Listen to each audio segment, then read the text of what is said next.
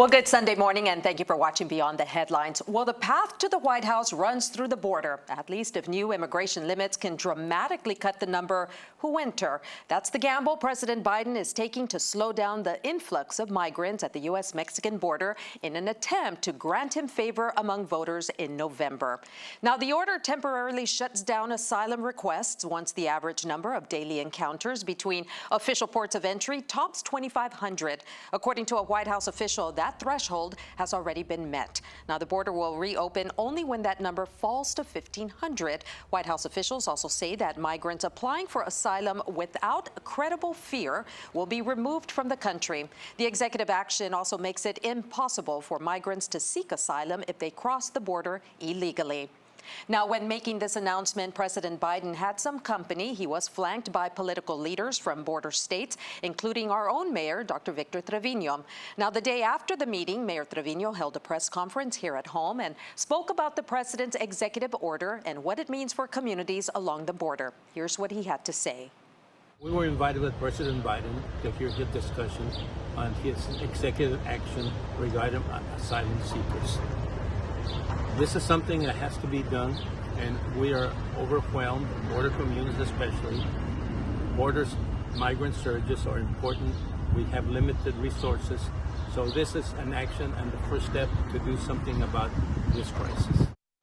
And while Mayor Trevino was all smiles with his one-on-one opportunity with President Biden, one federal official is also welcoming the order and says it's better late than never.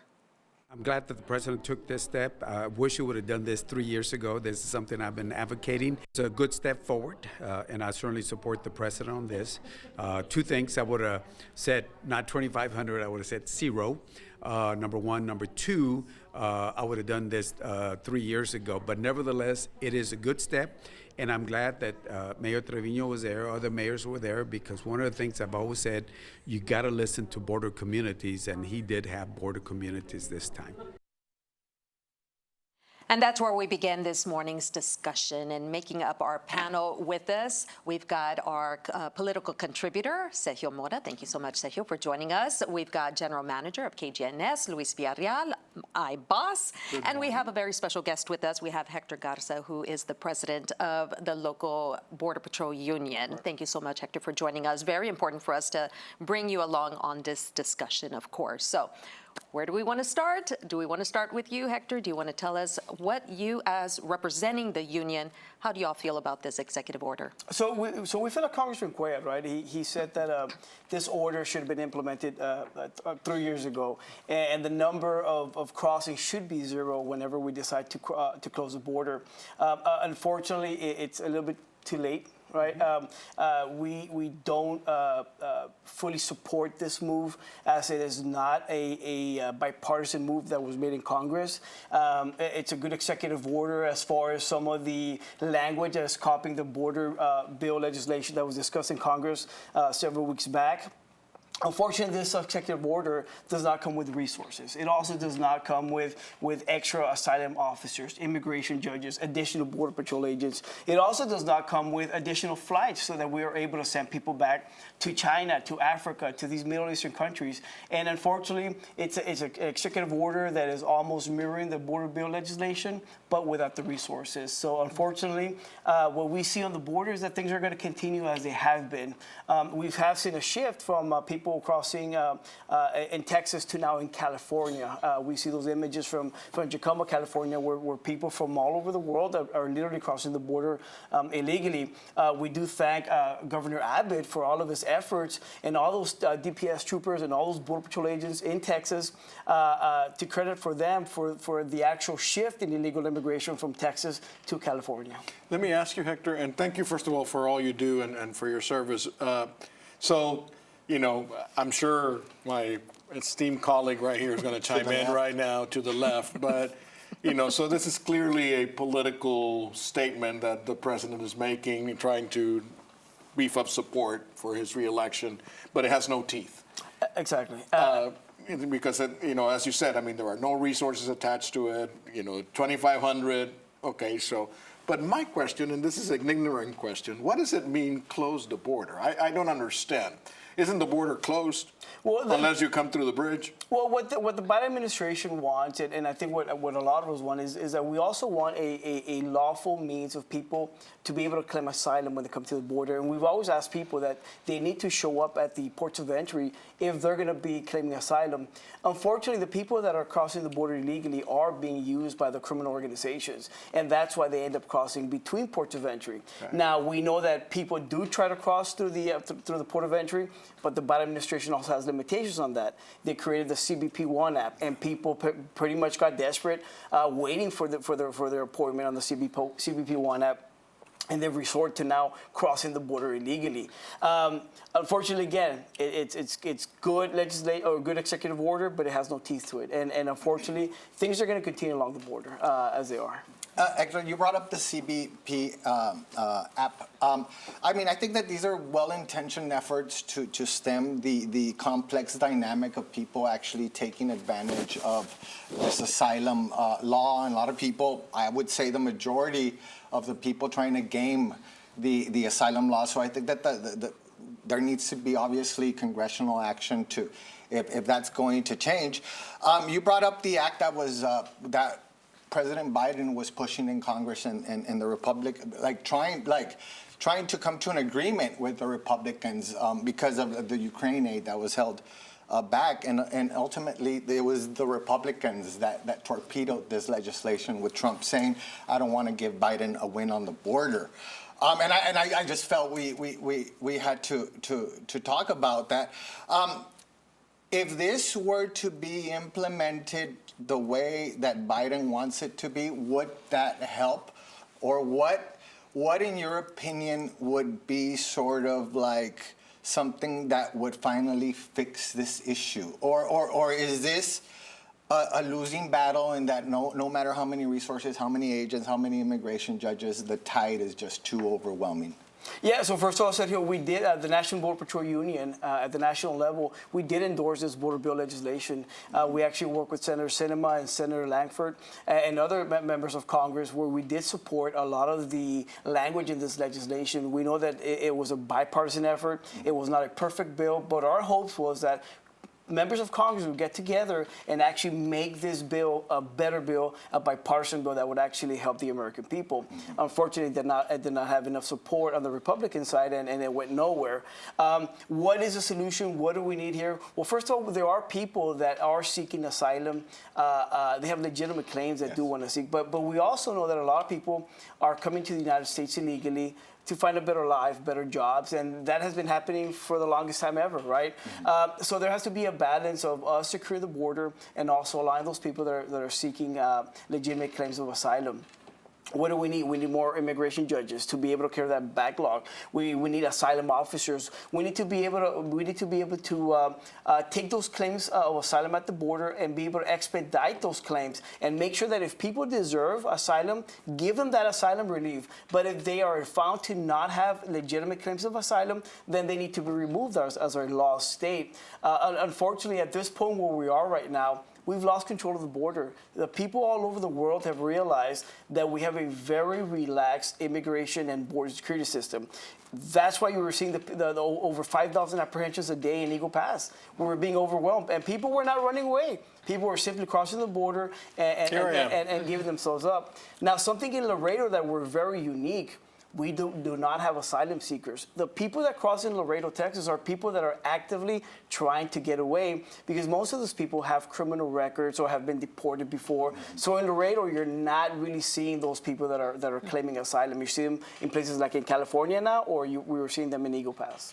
Wow. So, and just to, I guess, you were asking, how do we fix this? And I mean, obviously, there's a big problem, but if the system is right now designed to take in the asylum seeker, give him a ticket and an appearance and whatever, and then you're gone. But as long as there are people that are willing to employ, and that there are services that are willing to be had, there is no incentive for these people to try anything else, because they know, like you said, everybody knows around the world that all you got to do is get across and then say, here I am, help, and you're in. And, that accounts for the 11, 20, whatever million people you want to count that are already here illegally working. And then there's the argument, well, they don't pay taxes. Well, most of them do because they're using fake information, so the taxes are still being paid by the employers or whatever. But anyway, it is a very complex problem that it just doesn't start here at the border. Yeah. Well, and there's also, people usually mix the immigration problem, right, in this country with the border security problem. Those are two very different things. Immigration reform, the immigration issue, the employers hiring people that are in the country, here in the country legally, that's one issue, right? When we talk about border security, that's us on the front lines stopping dangerous drugs and dangerous people from coming across. Now, people should be going to ports of entry to seek asylum. Unfortunately, those people that are coming to the border to cross illegally, it's not under their control. The criminal organizations are driving where these people cross. Where they come. And they do it purposely, right? Because what they do is that they'll send a certain family group to a certain area, and then they'll smuggle drugs or criminal aliens, people with very serious criminal records. And unfortunately, the border security issue is what needs to be solved. It's a big concern. Real quick, when an asylum seeker, what is the strategy of asylum seekers that know that they don't have a legitimate asylum claim? They go, they wait for their hearing, they stay in the country for the time it takes for them to get the hearing. Where is the benefit that they get from going through that process, ultimately to be declared that they're not eligible for asylum and they need to go back? Yes, so the way it works is that when people come into our custody after crossing the border illegally, they give themselves up, they're going to claim asylum, and they're going to get a credible fear interview. Yeah. The bar for that credible fear interview is very, very low. So most people that simply claim asylum are going to enter the asylum hearing process.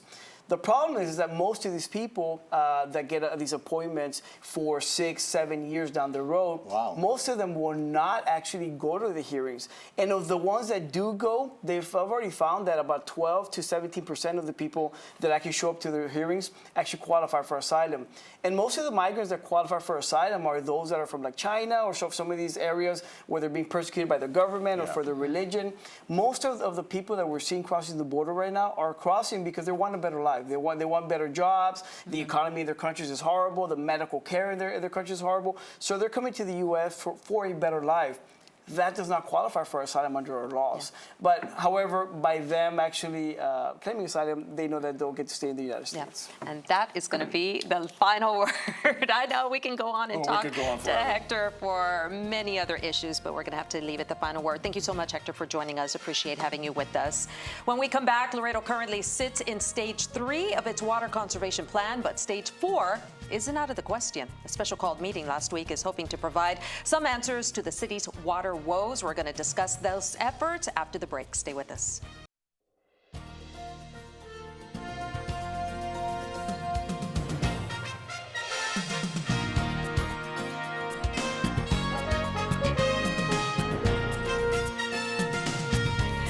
Well, this past week, City Council met to discuss the city's pressing water issues, including public comments. The meeting was organized to cover subjects such as the Water Conservation Plan, setting up an advisory committee, and public education. But some questions remain after last Wednesday's special called council meeting, especially regarding one motion passed in the 3-hour-long meeting. That includes a memorandum of understanding between the Legacy Water Corporation and the City of Laredo to begin discussions, stating they're open to the possibility to a partnership. Council members also approved a motion to conduct quarterly town hall meetings during stage 3 of the Water Conservation Plan, aiming to engage the community in ongoing water conservation efforts. Now, during the meeting, also council warned of the drastic measures stage 4 would entail, including a prohibition on non-essential water usage. So that is where we are going to continue our conversation about what is going on with our water, our conservation plan, and what do you all think about the partnership for a secondary water source? Well, we've been looking for an alternative Water source for a long time, seeding clouds and all kinds of things. So, I mean, I don't think that should ever stop. The big brouhaha about this MOS or MOA. Listen, it sounds like a big deal, it is just a conversation that has taken place. Right. There's no legal ramification, Commitment or contract there or is no anything. contract. Let's hear them out. Let's see what it is. I mean, people get all, I guess we should distrust the government. I mean, that goes without saying. But, an MOA, is that what it's called? Memorandum of Understanding. Yeah. The memorandum of understanding, it's simply, hey, we want to talk. Do you guys want to talk? Yeah, let's Yeah. talk. Okay. And the other purpose for that, from what I understand, is that the county and the city show unity in going to state agencies like the Water Board in saying we are looking for a secondary water, we need a secondary water, and the Memorandum of Understanding shows, like you said, that we are in fact serious about this and we are together with the county. So let's talk about what we can do. And this secondary water source is coming from Legacy Water, and they have drilled very deep, about 3,500 to 4,500 feet into the Carrizo aquifer, and they have found what they say is very clean water that could be used as a secondary water source. It's already going to be used for the township of Telis that's going up in the northern part of Webb County, and they are offering it for sale to the City of Laredo as a secondary water source. They brought in, at that city council meeting, they brought in a hydrologist from UT that told the council about how good this water is, how clean this water is, and that it would definitely be a good source for secondary water as a backup plan. So this memorandum of understanding was just allowing the city and the county to just begin talking about the possibility of a partnership. Well, I think that ultimately, I mean, as long as it's the best value for the city, obviously they need to consider all the options available. I remember that there's been attempts over the years to people that come trying to pitch secondary Ideas water and- source Sure. solutions. And the options were running pipe to places really far away. Right. So just the fact that this place is really close makes it obviously a very attractive option. Right. This ultimately is playing into obviously a much bigger narrative. You said the seeding of the clouds. Monterrey and Nuevo León have been doing that for a few years now. There's that big controversy where Mexico can't pay the water debt that it owes to the United States. That's why we're in the situation we're in, because we depend on that water because we're in the path of the Amistad reservoir. So, I mean, ultimately everybody's scrambling like, well, what do we do? What do we do? What do we do? And ultimately nobody talks about the real culprit of this, which is ultimately global warming. Everybody's like, well, look at, there's no lakes anymore, there's no this, there's no that, there's no water. But there's no serious conversations on the side of many people to say, you know what, Do you this think shit's people real. take Sorry. this? Do you think people, This is real, and Yeah. let's fix it. Yeah. Do you think there are people, going back to here, our little community, and do you think people take water conservation seriously? No. Some people do. So we're in stage 3 right now. Right. Right, and so if I understand correctly, like in my case, in my home, I can only water on Saturdays between 8 p.m. and 8 a.m. for the lawn. Right. But yet, and then if I was in a even number house, would be on Right. Wednesday, right? Right. And so technically, there's not supposed to be water running off on my street either on Thursdays or Mondays or Tuesdays, right, or Sundays. Yeah. And yet, you see it. You see people watering their lawns. You see, is the message not getting to them? You talked about Monterrey. I lived in Monterrey for about 3 years in the mid-'80s. And you didn't have water between 8 a.m. and 6 p.m., period. No, I mean, I'm talking, there was no water in your house. Not even coming out of your sink or toilet open the use, nothing at faucet, all. And Wow. so a lot of people resorted to having tanks in their house, so they would fill up, during the night, and then they would have water, during the day. I don't know what the current situation over there is, but what I'm saying is, people need to take this seriously. Yeah. And I get it. We all want our yards to be green, and we all want all these things, but we have to take some responsibility, and then the city needs to take some responsibility. It is their responsibility to provide waters to the citizens of this community. They've been charging a fee, a And secondary water they source. have been charging a bunch of money for that secondary water source or all these alternative service fees and stuff like that. And so we need some action. Now is the time to see, okay, what are you doing? It is your job. If you're supposed to keep me safe, you're supposed to give me water. I mean, if you can't do that, that's it. Yeah. Okay?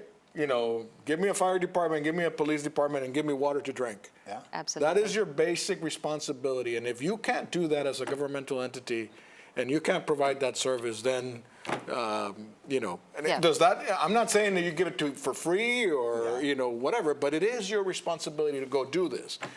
So all these other people that are just trying to shut it down or shut down this process is like, let's wait, let's see what's out there, and then we can make decisions. Yeah, and come up with another solution. I know at that city council meeting, they talked about some companies using recyclable water. They sent out a list of the top companies, users of water, and the possibility or the option of them using some kind of recyclable water system. So there's got to be some kind of thinking out of the box of what we can do.